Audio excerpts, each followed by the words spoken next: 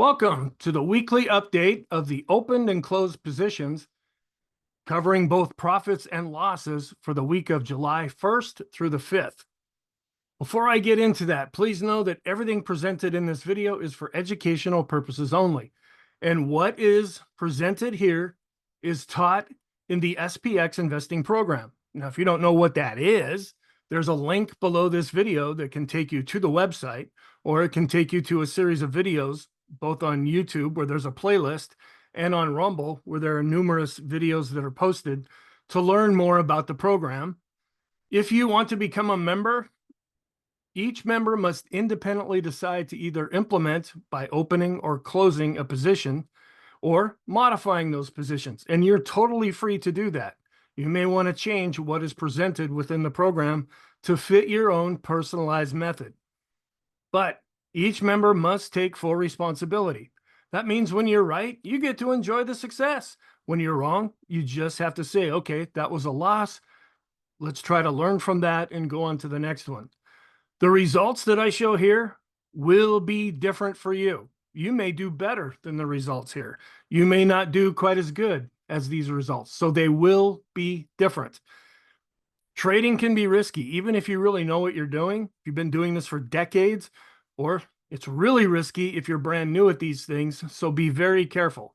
If you don't know what you're doing, this can really come back and bite you pretty hard. Let's go through and talk about the open and closed positions for the week of July 1st through the 5th. We did have one less trading day because on Thursday, the market was closed for the 4th of July. This is a calendar just showing the 5 days. Now, I wish I could present this a little different, but to make it look so it's not all scrunched up in one corner, I kind of have to spread this out and show bars for previous weeks. How the program works is we have here on Monday, what we do is we always get into a new position as close to the close as possible and only in the direction of the desired position. We were looking at some bullish positions. That means that we're looking for the S&P 500 to go up. We only get into that position on Monday if the S&P is in fact up. Well, it was, and we got in really close to the close, and we ended up opening 2 positions on Monday. Then we were up again on Tuesday, right at the close. That's when we initiate any new positions. And we opened up 2 more positions on Tuesday. Then Wednesday, even though that was a shortened day because of the holiday, we were up as well. So we opened 2 more positions there. Well, we ended up closing 4 of those positions in Friday's session because we had an up day.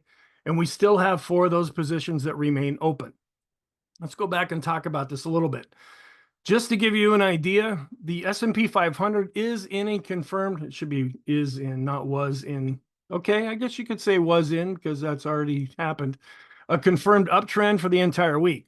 Now, I do a tremendous amount of analysis to reach this one sentence conclusion right here. Every day I do daily video updates, and that's where you're going to find out what's really going on with the S&P 500. So look to that. I post those videos. If you're a member, you get access to those videos as soon as I record them and upload them. If you're not a member, you get access to that day's video right at the market close. So you'll have to weigh that back and forth. Which one will benefit you more? And I go through a lot of analysis and commentary in those charts. My videos tend to be longer, but to really be successful at this, you really need to know what's going on. You can't just have a 3 or 4 or 5 minute video telling you what to do. I'm trying to teach people a skill based on critical thinking, not just telling people what they should do. That's why I say these positions are things to consider. You may not even agree with what is coming up at any given time. The problem that we've been having lately is the S&P 500, when we look internally, we look at the new highs minus the new lows, they're positive, but they're drifting lower. The advanced decline line, positive, but drifting off. When we look at the stocks inside of the S&P that are above their 20, 50, 100, and 200 period moving averages, dropping off and actually turning negative. And we have a couple of other different internal measures and momentum measures that we look at that are actually giving us negative divergences. So there's a little bit of concern right now. It's just a handful of stocks in the S&P 500 that are really driving things higher. Now, you've heard of the Magnificent Seven and all those stocks.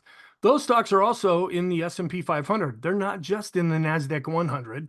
And that's why typically when we're really moving up, the NASDAQ 100 does the best. Then in second place usually is the S&P 500 because there's 503 stocks that are in that index. Nonetheless, we were still looking at a positive trend overall, even though we're not showing a lot of internal strength right now. So the mega caps are what really helped the indexes to go higher. Friday did close at a new all-time high, not only for the S&P 500, but also the NASDAQ and the NASDAQ 100 and a number of different indexes as well. The numbers may vary according to how you personalize things. You might do one position, 10 positions. You might buy 100 shares, 1,000 shares. That is up to you. And the size differences. You may put in a lot of money or not very much money at all. And what are the profit or loss targets? I come up with what I think are good targets in the program, but you may not agree with that, and you'll come up with your own. And this is preset by each member. By preset, I mean, we decide what positions we're going to look at before the market even opens. We determine this when the market's closed, everything's done, we're not in the heat of battle. We fall back, we regroup, we analyze what's going on, and we say, okay, now, based on what happened today, what are some potential things that we may consider for tomorrow? And then tomorrow comes and goes, and we do the same process again after the next day. What's going to happen the day after that? So that's how this whole program operates. That's why I really stress watching the daily video updates. Let's go through some of the positions that were open and closed. According to what is taught in the program, the following positions were considered and then entered if the proper criteria was met. Even though we come up with a list, it doesn't mean we're going to enter into all of those positions. There are certain guidelines that are suggested to you. Now, you may disagree with those, but all I go with here in this video is what is actually taught in the program. We did consider throughout the week, the 4 trading days, entering into 12 different positions. 8 of those were bullish positions, which means we benefit when the S&P goes up, and we filled all of those throughout the week.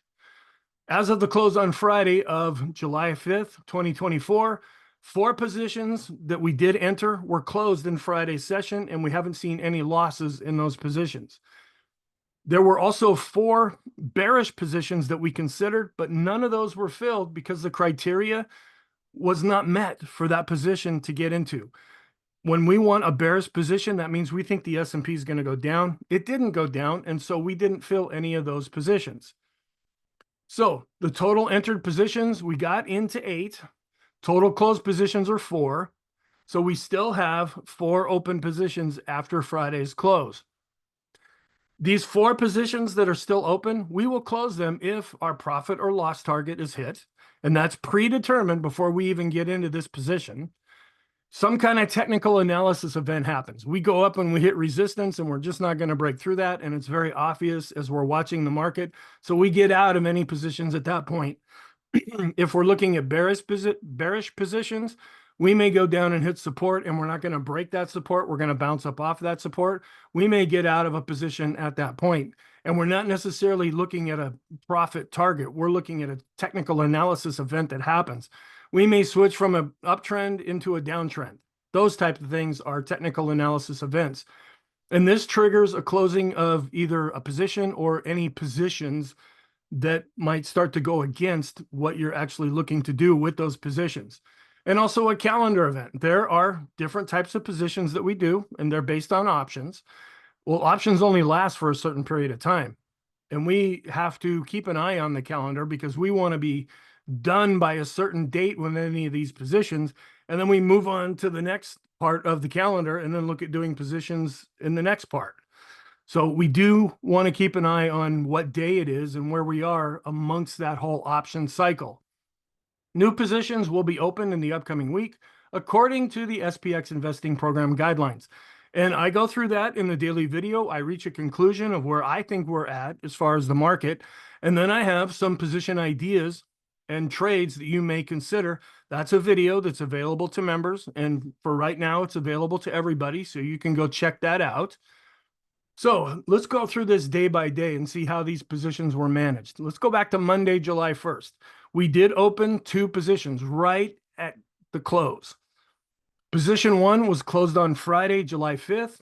We hit our profit target and that ended up being a 28.125% profit. So that one's done and over. We also opened up a second position, which was also closed on Friday. And with that one, we had a 50% profit. Then on Tuesday, we opened up two more positions.